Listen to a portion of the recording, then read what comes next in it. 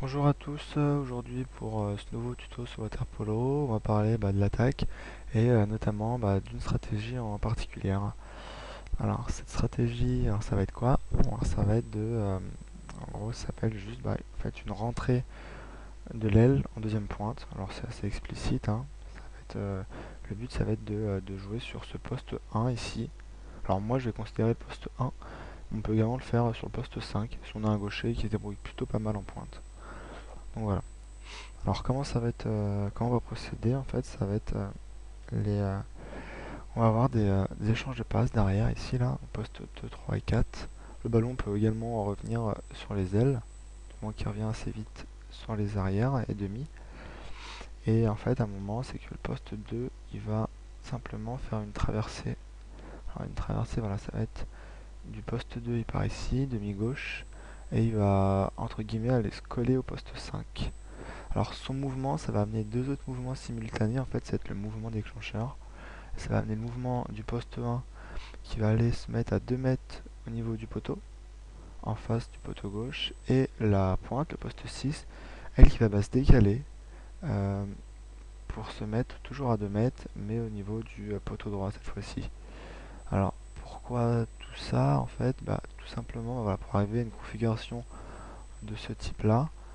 Et en fait, tout simplement, ça va être pour libérer en fait de l'espace au niveau de la deuxième pointe qui vient de rentrer, donc le poste 1. Donc voilà, et là on voit bien que il y a tout de suite beaucoup plus de place pour jouer. Ce qui est aussi intéressant, c'est qu'en général, les joueurs qui défendent sur les ailes sont moins costauds, moins futés, on va dire, que les arrière-pointes. Donc ça peut être plus facile pour le gars qui rentre ici en deuxième pointe de prendre le dessus et tirer. Donc voilà. Alors les passes vont essentiellement venir de ces deux-là, des deux joueurs en demi, en arrière là. Il ne faut pas qu'ils hésitent si la défense adverse effectue un pressing, ils mettent simplement de reculer en fait. Sans être trop sous pression, mais reculer voilà, en contrôlant notre joueur, prenant notre faute, reculer un petit peu, le laisser venir.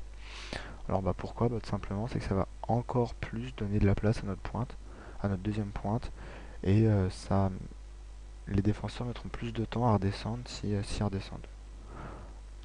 Voilà, donc les ballons comme j'ai dit donnés de ces deux postes là.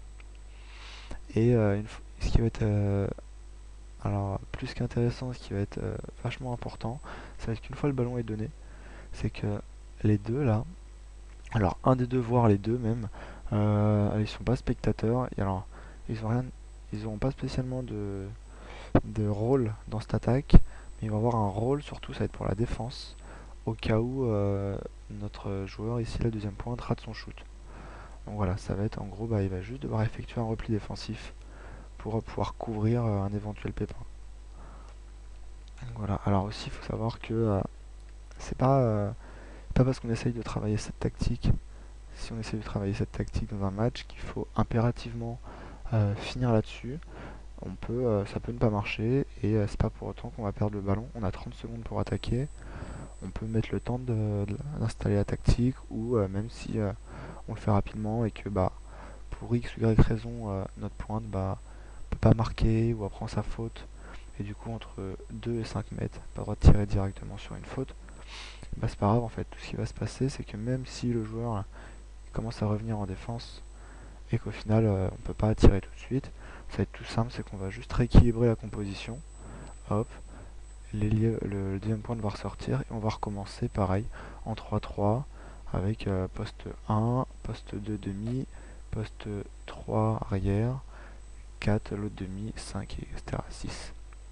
Donc voilà, faut surtout pas penser que c'est une tactique précipitée, qu'il faut faire ça très rapidement. Donc voilà, c'était le petit tuto sur l'attaque. Je vous dis à bientôt pour un nouveau tuto.